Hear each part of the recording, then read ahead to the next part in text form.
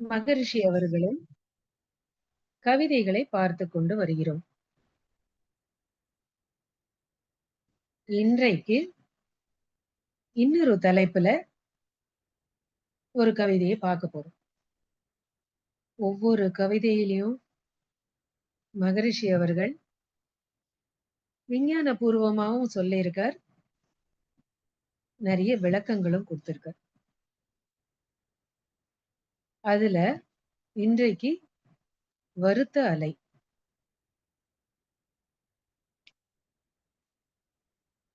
நம்ம கேட்டிருக்கோம், தீதும் நன்றும் பிறர் தர வாரா, முற்பகல் செய்யின் பிற்பகல் விளையும்.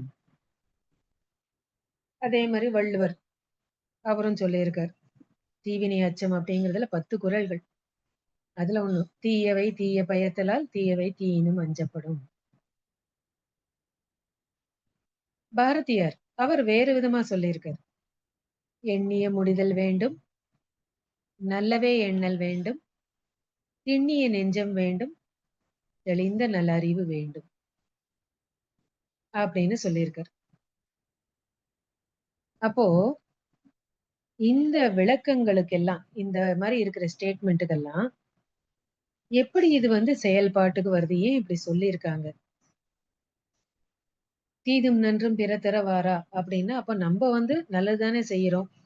அப்ப எப்படி நமக்கு நல்லது செய்யும்போது கூட தீயது வருது அப்படின்னு இந்த கேள்வி எல்லாம் கூட இருக்கும். நம்மளே நம்ம தவறு செய்து அது நமக்கு தீயதா வந்ததுன்னா சரிங்களா? நம்ம செய்யாத போது கூட சில சமயம் நமக்கு விளைவு வேற மாதிரி இருக்கு. அப்படின்னா அதுக்கு வேதாத்திரி மகரிஷி அவர் ஒண்ணு சொல்றார், மெய் உணர்வு.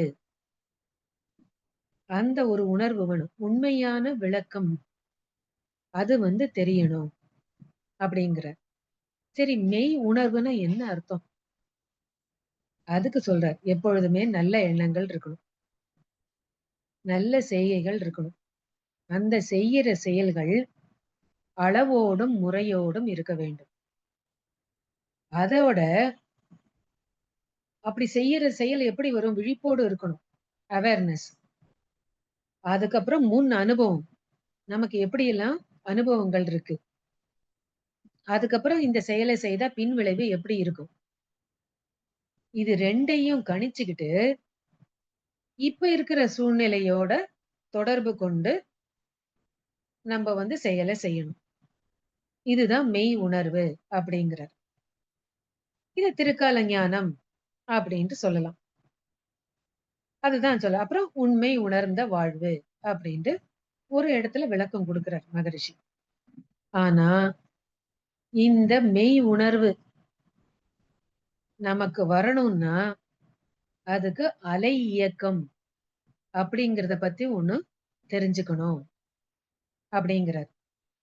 அதனுடைய நியதியை உணர்ந்து கொள்ள வேண்டும் அப்படிங்கிறார். எதுவா இருந்தாலும் எல்லாமே அணுவோட கூட்டுதான். நம்ம பிரபஞ்சத்துல பாக்குறது அது உயிருள்ளதா இருக்கட்டும், உயிரற்றதா இருக்கட்டும், எல்லாமே அணுவோட கூட்டு சேர்க்கை தான். அப்புறம் ஒவ்வொரு அணுல இருந்தும் அலை வீசிக்கிட்டே இருக்கு. அப்புறம் எதிர்படுற அலையோட மோதுது.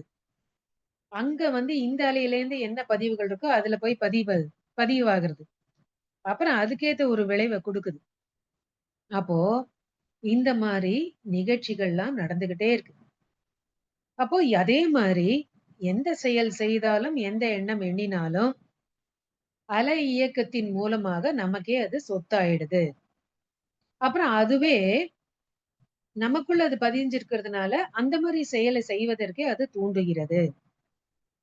நம்ம ஒருத்தரை வாழ்த்துறோம்னா அந்த மாதிரி வாழ்த்து அலை தான் நமக்கு திரும்பி வரும். அப்போ எல்லாருக்குமே நல்ல எண்ணம் இருக்க வேண்டும் அப்படின்னுட்டு இந்த மெய் உணர்வு இருக்கணும். அந்த மெய் உணர்வு வரணும்னா அலை இயக்கத்தை பத்தி தெரிஞ்சுக்கணும். அந்த அலை இயக்கத்தை பத்தி ஒரு விஞ்ஞான விளக்கமும் கொடுக்கிறார் மகரிஷி. எந்த அலையாக இருந்தாலும் அதுல 5 விதமான தன்மைகள் இருக்குங்கிறார். ஒளி அலையா இருக்கட்டும், ஒலி அலையா இருக்கட்டும், எண்ண அலையா இருக்கட்டும், எதுவா இருந்தாலும் 5 விதமான தன்மைகள். மோதுதல், பிரதிபலித்தல், சிதறுதல், ஊடுருவுதல், ஊடாடுதல். இது 5மே இருக்கு. இததான் 1983ல ஒரு கவிதையில சொல்லியிருக்கார். ஆகாசம் சுழலும் அலை, இயங்கும் பிரம்மம், அதிலிருந்து எழும் விரிவு அலை அழுத்தம். ஆகாச துகள்கள் ஒன்றை ஒன்று மோதும், திரும்பும், சிதறும், ஊடுருவும், மேலும் ஆகாச அலை இடையே முன்பின் ஓடும். அவ்வைந்து வகை இயக்கம் அனைத்துமான ஆகாச துகள்களிலே பதிவு ஆகும். அப்பதிவே எப்பொருளின் தன்மை ஆகும். அப்ப எந்த அலையா இருந்தாலும் மோதுதல், பிரதிபலித்தல், சிதறுதல், ஊடுருவுதல், ஊடாடுதல். இதுதான். அப்போ நம்ப நம்மளுடைய எண்ணங்கள் எப்படி இருக்கணும்? நல்ல எண்ணங்களா இருக்கணும். வேண்டாத எண்ணங்களா இருந்தா எப்படி இருக்கும்? அததான் வச்சுதான் அவங்க இந்த ஸ்டேட்மெண்ட்லாம் சொல்லியிருக்காங்க.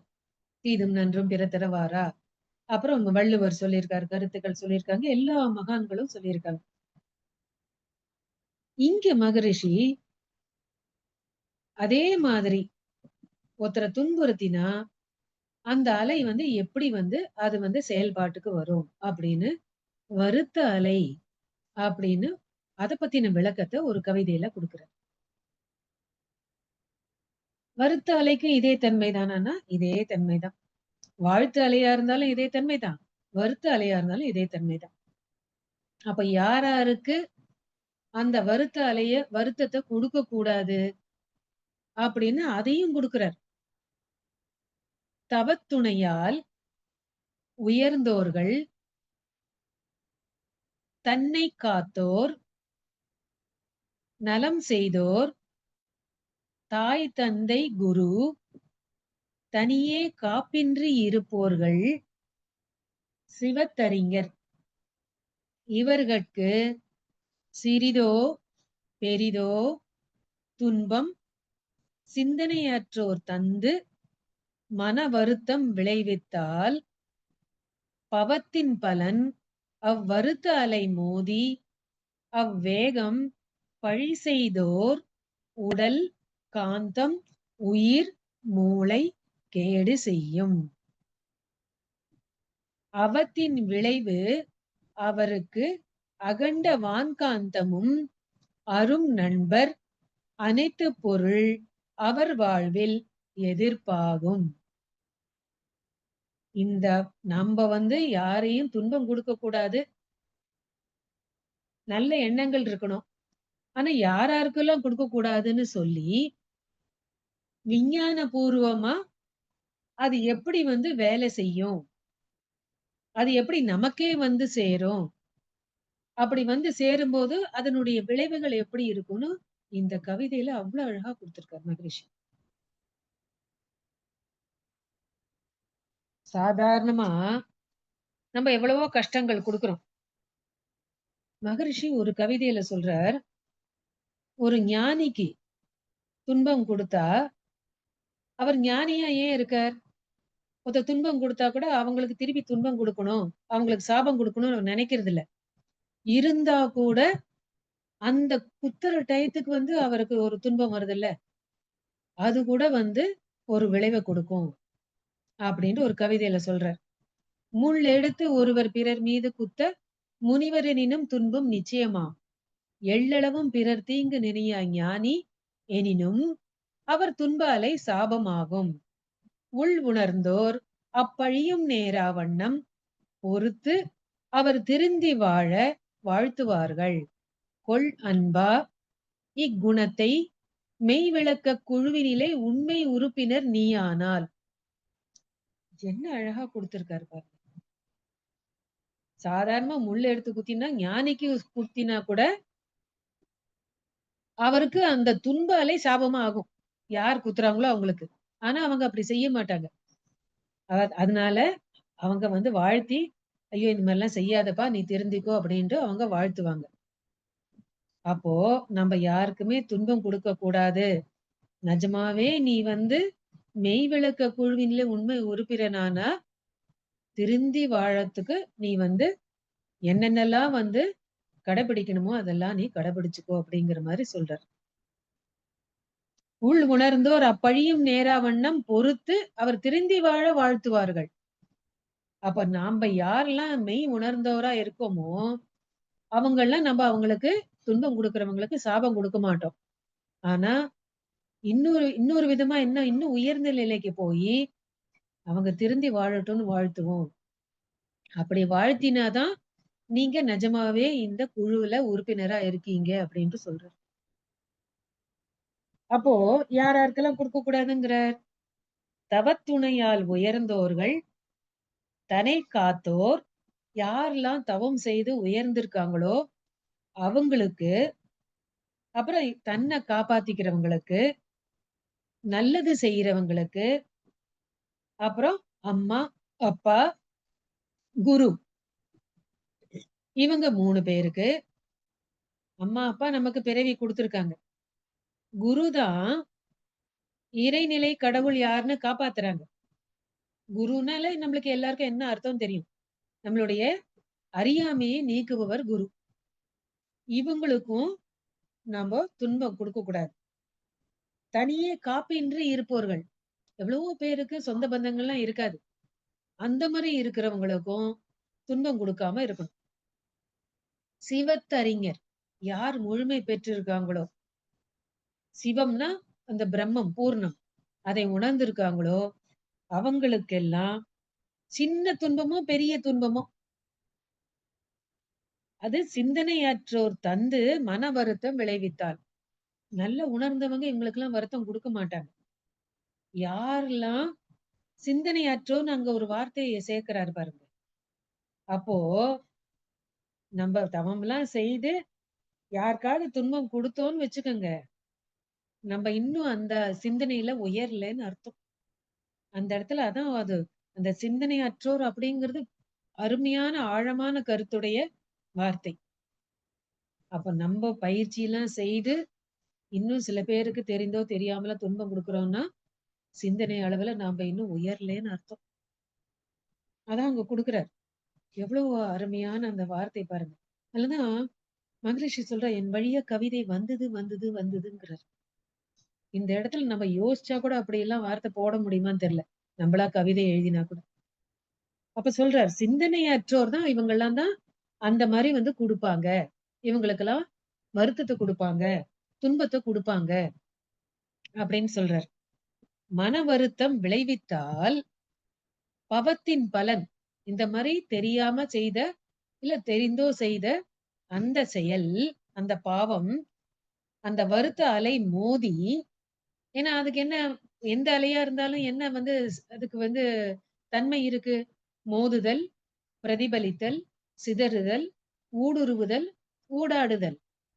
அப்போ மோதி, அதுக்கப்புறம் முதல்ல மோதுது. அவ்வேகம் பழி செய்தோர் உடல் காந்தம் உயிர் மூளை கேடு செய்யும். அவங்க மேல மோதுது. ஆனா அப்புறம் பிரதிபலிக்குது. பிரதிபலிக்கிறதுனால என்ன ஆகும்? நம்மளுடைய உடல் பாதிக்கப்படும்.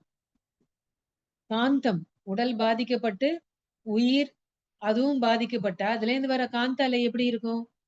அதுவும் பாதிப்போட தான் அந்த அலை வீசும். அதுக்கப்புறம் மூளை அதையும் அஃபெக்ட் பண்ணும். சரியா செயல்பட மாட்டோம். இந்த அளவுக்கு கேடுகள் செய்யும். அதுக்கப்புறம் இன்னும் என்ன சொல்லியிருக்காரு? சிதறுதல், ஊடுருவுதல், ஊடாடுதல். இது வேற சொல்றார். மோதுதல் பிரதிபலித்தோட மட்டும் இல்ல. சிதறுதல், ஊடுருவுதல், ஊடாடுதல். அப்ப அது என்ன ஆகும் அடுத்தது?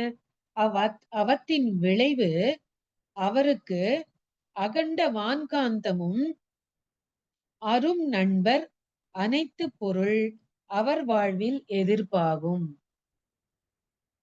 சிதறி, அப்புறம் ஊடுருவி, ஊடாடி, அதுக்கப்புறம் என்ன விளைவை குடுக்குது?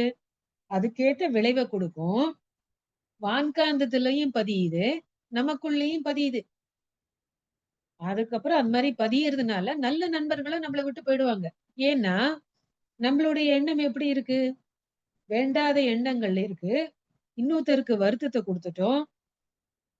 இவங்களுக்கெல்லாம் யாருக்காவது வருத்தத்த குடுத்துருக்கோம். அந்த வருத்தம் குடுத்ததுனால, நம்மளுடைய காந்த அலை அங்க வந்து கன்டாமினேட் ஆயிடுது. அப்படி கண்டாமினேட் ஆனதுனால, நம்மளுடைய நண்பர்கள்லாம் எப்படி இனிமே வர ஆரம்பிப்பாங்க? நல்ல நண்பர்கள்லாம் போயிடுவாங்க. அவங்கலாம் எதிரா போயிடுவாங்க. வேண்டாதவங்கலாம் தான் நம்மளைய அந்த காந்தம் அப்படிதான் அட்ராக்ட் பண்ணும். அப்போ நமக்கு அந்த எந்த மாரி அந்த காந்த அலை அதுல தன்மை இருக்கோ, அதுக்கேத்த மாதிரி தான் நம்மளுடைய நண்பர்கள் வர ஆரம்பிப்பாங்க. நல்ல நண்பர்கள்லாம் விலகி, நல்ல பொருள்கள்லாம் போயி, வேண்டாத பொருள்கள்லாம் வரும். அப்புறம் எல்லாமே எதிர்ப்பா இருக்கும். அப்படின்ட்டு சொல்றாரு. என்ன அருமையான கருத்து பாருங்க. அவ்ளோ அழகா இருக்கு. இது இத்தன நாள் நமக்கு புரியாம இருந்தது. ஆனா, இப்ப ஏன் நமக்கு இதுல தெளிவு கிடைச்சிருக்குன்னா, இந்த அலை இயக்கத்தினால நமக்கு தெளிவு கிடைச்சிருக்கு. விஞ்ஞான பூர்வமா மகரிஷி அவங்க இங்க விளக்கி சொல்றாங்க. இத தான் நம்போ எடுத்துக்கணும். அதே மாதிரி இன்னொரு கருத்து ஒரு 1983ல சொல்லியிருக்காரு. இது நம்ப குடுக்குறோம் மத்தவங்களுக்கு. அதே மாதிரி நமக்கு யாராவது தொந்தரவு குடுத்தாலும், நம்ப அவங்களுக்கு மறுபடி திருப்பி நம்ப அவங்களுக்கு பிரச்சனைய குடுத்தோம்னா, அதுவும் நமக்கு இன்னும் வேண்டாத பதிவுகளை அதிகமாக்கும். அதனால ஒரு கவிதையில சொல்றார். "நம்மை தூற்றி பொறாமையினால் பிறர் பழித்தால், நம் வினையே வெளிப்படுதலாக எண்ணி, சுமை மனதில் கொள்ளாது அமைதி கொள்வோம். சொற்சூடு அளிப்பவருக்கும் வாழ்த்து சொல்வோம்." அப்புறம் அடுத்த லைன் போடுறார் பாருங்க. "இமை கண்ணை காப்பது போல், இறை எவர்க்கும் எத்துன்பத்துக்குள்ளும் காவலாக அமை நியதி எப்போதும் மறத்தல் கூடாது." இறைநிலை எப்பொழுதும் நமக்கு பாதுகாப்பா இருந்துட்டு இருக்கு.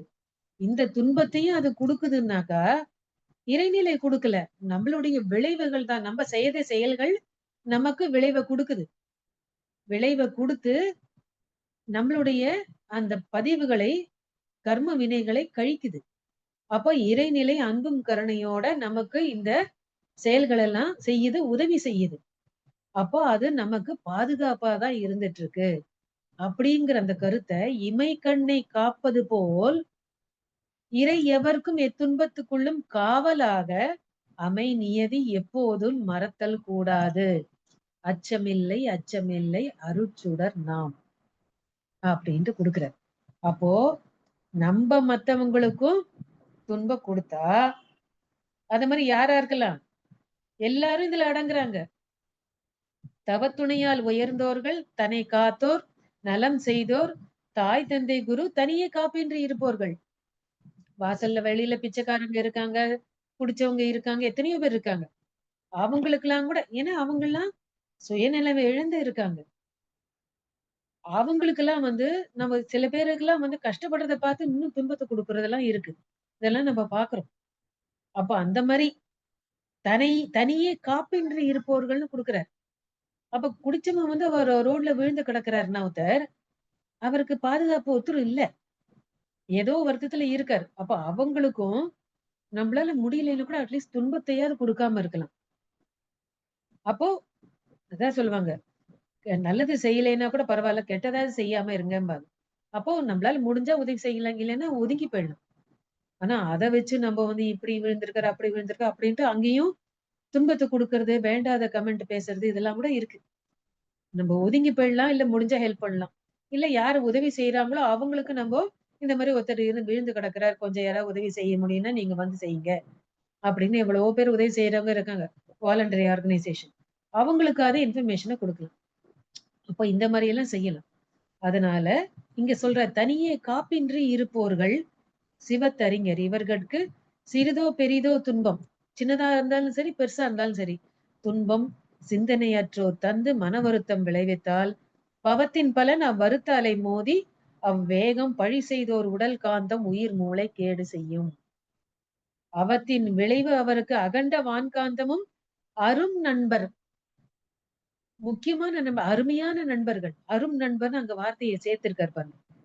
ஏன்னா, நம்ப அவங்களுக்கு வறுத்த அலை குடுத்ததுனால, நம்மளுடைய உடல், உயிர், மூளை எல்லாம் அஃபெக்ட் ஆயிடுச்சு.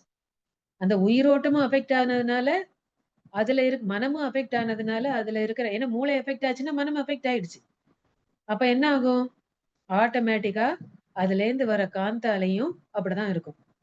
அப்போ நம்ப உடம்புலேருந்து என்ன மாரி நம்மகிட்டேருந்து எந்த காந்த அலை வருதோ, அதே மாரி தான் மத்தவங்க கிட்ட வந்து நம்ப வந்து அவங்கள அட்ராக்ட் பண்றதும் அப்படிதான் இருக்கும். அப்ப என்ன ஆகும்? இது என்ன எல்லாம் வான்காந்தத்துல பதிவானது பூமராங் மாரி நமக்கு இப்படி திரும்பி தான் வரும். இப்ப எல்லாருக்கும் நம்ம வருத்தத்த குடுத்துருக்கோமே அதனால. அப்போ என்ன ஆகும்? நமக்கு வரவங்க எல்லாருமே வான்காந்தத்திலயும் பதிவாயிருக்கு, நமக்குள்ளயும் பதிவாயிருக்கிறதுனால, திரும்பி வருது எல்லாமே நம்மளுடைய அருமையான நண்பர்களெல்லாம் நம்மள விட்டு போயிடுவாங்க. நமக்கு நல்ல பொருள்களா எதெல்லாம் இருக்கோ அதெல்லாமும் போயிடும். அதனால தான் திடீர்னு சில பேர் பிசினஸ்ல போயிடுவாங்க. இல்லன்னா ஏதாவது ஒரு விதத்துல. அது அங்க நெருப்பு பத்திக்கும், சொத்தெல்லாம் போயிடும். எப்படி எப்படியெல்லாமோ போகுது. இதெல்லாம் காரணம் ஏன் தெரியறதில்ல. திடீர்னு ஏன் அந்த கடை மட்டும் எரியணும்? அந்த இடத்துல மட்டும் நெருப்பு பத்திக்கணும்? இந்த இடத்துல மட்டும் ஏன் அத்தன பேரோட வீடு போகணும்? ஒண்ணும் இயற்கை சீற்றம், அங்க சமுதாய பதிவும் ஒண்ணு இருக்கு. அதனால இயற்கை சீற்றம் நடக்குது. அப்புறம் ஒவ்வொரு தனி மனிதனும் இந்த மாரி செயல் செய்யறதுனால, அங்கங்க செயல்பாடுகள் நடக்குது. அப்போ அனைத்து பொருள்களும் எதிரா போயிடுது. அவங்க வாழ்வில எல்லாமே எதிர்ப்பா ஆயிடுது. அப்டின்னுட்டு அவ்ளோ கிளியரா குடுத்திருக்காரு. அப்போ நம்போ யாருக்குமே சிறிதாவோ, பெரிதாவோ துன்பம் குடுக்காம இருக்கணும். நம்மளுடைய அந்த மெய் உணர்வை அத வந்து அந்த உணர்வு நிலைய கொண்டு வரணும். உண்மையான உணர்வு நிலைய கொண்டு வரணும். உணர்ச்சி வசப்படாம நம்மளை உயர்த்திக் கொள்ள வேண்டும். அதற்கு எண்ணம் நல்ல எண்ணமா இருக்கணும். நல்ல எண்ணமா இருக்கணும்னா, நம்மகிட்ட ஆனா என்னென்ன இருக்கு? சஞ்சித கர்மம் இருக்கு, பிராரப்த கர்மம் இருக்கு. 2ம் இருக்கு. வேலை செய்யுது நம்மகிட்ட. அப்ப என்ன பண்ணணும்? அதுக்கு வேண்டிய பயிற்சி வேணும். அததான் இங்க மகரிஷி குடுத்திருக்காங்க. நம்மளுக்கு உடற்பயிற்சி, காயகல்ப பயிற்சி, தவங்கள், தற்சோதனை பயிற்சிகள் எல்லாம் குடுத்திருக்காங்க. அந்த மாரி இருக்கும்போது அதனால தான் எண்ணம் ஆராய்தல் முதல்ல அகத்தாய் பயிற்சி அத குடுத்திருக்காரு. அப்போ எண்ணம் சரியா இருந்துச்சுன்னா, பேசுற பேச்சு, செயல் எல்லாம் சரியா இருக்கும். அப்போ என்ன ஆகும்? எல்லாம் திரிகால ஞானத்தோட எல்லாரும் செயல்படுவோம். ஏற்கனவே இருக்கிற அனுபவங்கள மறக்க மாட்டோம். கிடைச்ச அனுபவங்கள மறக்க மாட்டோம். அப்புறம் இப்ப இருக்கிற சூழ்நிலைய புரிஞ்சு கொள்வோம். பின்னாடி இதனால என்ன விளைவு வரும் இந்த செயல் செய்தான்னு, அந்த மாதிரி ஒரு விழிப்புணர்வோட நம்ம செயல்கள் எல்லாம் செய்வோம். முதல்ல நெனைப்போம். அப்புறம் செயல்கள் செய்வோம். அப்படின்னு இந்த விளக்கத்த குடுத்திருக்காரு. அப்போ நம்ப அந்த மாதிரி மெய் உணர்வு பெற்றா, நம்ப எப்படி இருப்போம்? உணர்வு பெறாதவர்கள் என்ன மாரி செயல்கள் செய்வாங்க? எவ்வளோ அழகா கவிதை குடுத்திருக்காரு பாருங்க. உணர்ந்தோர் மற்ற அனைவரையும் ஏற்றுக்கொள்வார். உணராதோர் உணர்ந்தவரை எதிர்த்து நிற்பார். உணர்ந்தவர்கள் எதிர்ப்பவரை கெடுக்க மாட்டார்.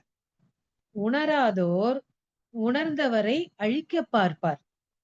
உணர்ந்தவர்கள் சிலர் உலகில் உணராதோர்கள் உளர் பலரே. இந்த நிலை காலப்போக்கால் உணர்ந்தவர்கள் எண்ணிக்கை உயரும் மட்டும் உணராதோர் பழிச்செயலே ஓங்கி நிற்கும் அப்படின்ட்டு சொல்றார். அப்போ நம்ம மகரிஷி கிட்ட என்ன அருமையான கவிதை பாருங்க. எல்லாம் உணர் உணர் உணர் உணர் உணர்னே எண்ணத்தை எண்ணத்தால் எண்ணி எண்ணி எண்ணத்தின் இருக்கிற மாதிரி அவ்வளவு அழகா கொடுத்திருக்கார். உணர்ந்தோர் மற்ற அனைவரையும் ஏற்றுக்கொள்வார். உணராதோர் உணர்ந்தவரை எதிர்த்து நிற்பார். உணராதோர் உணர்ந்தவர்களை கூட எதிர்த்து நிற்பாங்களாம். உணர்ந்தவர்கள் எதிர்ப்பவரை கெடுக்க மாட்டார். உணராதோர் உணர்ந்தவரை அழிக்க பார்ப்பார். உணர்ந்தவர்கள் சிலர். உலகில் உணராதோர்கள் உளர் பலரே. ஆனா இது எப்போ மாறும்? உணர்ந்தவர்கள் எண்ணிக்கை உயரும் மட்டும் உணராதோர் பழிச்செயலே ஓங்கி நிற்கும். அப்போ மகரிஷி நமக்கு எப்படிப்பட்ட பொறுப்பை கொடுத்திருக்கார்? மனவளக்கலை அன்பர்கள் அனைவரும் லட்சோப லட்சம் மக்கள் இத கத்துக்கிட்டு வராங்க. கத்துக்கிட்டு இருக்காங்க. அப்ப இத்தனை பேரும் நம்பெல்லாம் அந்த உணர்வு நிலைக்கு நம்மள உயர்த்தி கொள்ள ஆரம்பித்தால், உணராதோர் குறைய ஆரம்பிப்பாங்க. அதுக்கு வேண்டிய பொறுப்பு நம்ம கிட்ட இருக்கு. ஆனா, இந்த உணராம சிந்தனை குறைந்த நிலையில நாம என்ன செயல்கள் செய்தானோ, எண்ணம் நினைச்சாலே என்ன ஆகும் அப்படிங்கிறத அலை இயக்கத்தை வச்சு அந்த அலையோட தன்மை 5 விதமான தன்மைகள் மோதுதல், பிரதிபலித்தல், சிதறுதல், ஊடுருவுதல், ஊடாடுதல் அப்படின்னு அதை விஞ்ஞான பூர்வமாக அலையின் தன்மையை கொடுத்து, அதுக்கப்புறம் நம்ம சிந்தனையில உயரலைன்னா, அப்புறம் யாராருக்கெல்லாம் இந்த மாரி இருக்கிறவங்களுக்கெல்லாம் நம்ம துன்பத்தை கொஞ்சம் சிறிய துன்பமோ, பெரிய துன்பமோ கொடுத்தோம்னா, அது நமக்கே வரும். நம்முடைய வாழ்க்கையில அது பாதிப்பை கொடுக்கும். அப்படின்னு இவ்ளோ அழகான ஒரு விளக்கத்த மகரிஷி அவங்க குடுத்திருக்காங்க. ஆனா, வெறுன விளக்கத்த மட்டும் குடுக்கல. நம்ம எல்லாருமே தெரிந்தோ, தெரியாமலோ தவறுகள் செய்கிறோம். அத உணர்ந்து, அப்புறம் ஆனா எங்க தவறு செய்றோம் அப்படிங்கிறதை அகத்தாய்வு பயிற்சி மூலம் நம்மை நாம் மாற்றிக் கொள்வதற்கு வேண்டிய பயிற்சிகளை மகரிஷி குடுத்திருக்காங்க. உடல நல்லா வச்சுக்கணும். ஏன்னா அதுல உடல், உயிர், மூளை எல்லாம் வந்து அஃபெக்ட் ஆகும்னு சொல்றாரு. அப்ப அத பத்தின விளக்கங்கள குடுத்து, அதுக்கு வேண்டிய பயிற்சிகளையும் குடுத்திருக்காரு. உடற்பயிற்சி, காயகல்ப பயிற்சி, தவங்கள், தற்சோதனை பயிற்சிகள் குடுத்து, நம்மை மெய் உணர்வு பெறுவதற்கு, நம்மை உயர்த்திக் கொள்வதற்கு வழியும் காமிச்சிருக்காரு. அப்ப நம்ப மனவளக்கலை அன்பர்கள் எல்லாரும் உணர்ந்த நிலைக்கு போனோம்னு வச்சுக்கோங்க. உணராதோரோடது குறைஞ்சுக்கிட்டே போகும். அப்போ உலக சமாதானம்ங்கிறது வெகு தூரத்துல இல்ல. இவ்வளவு நம்ப எல்லாருமே இதற்கு முயற்சி செய்வோம். அனைவருக்கும் நன்றி. வாழ்க.